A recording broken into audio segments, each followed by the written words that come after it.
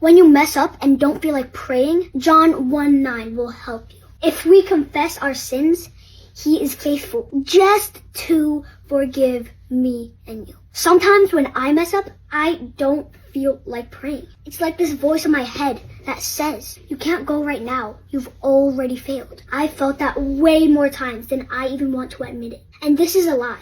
1 John 1:9 says, confess our sins, and He will be faithful just to forgive you and cleanse us from all righteousness. That means the best time to pray is right after you mess up. The enemy says, go away from God.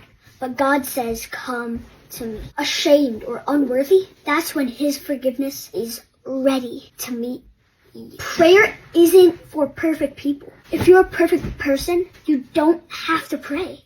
But everybody is not perfect, so everybody has to pray. Prayer isn't for perfect people. It's for broken people that need God. Thank you guys so much for watching. Peace. God bless.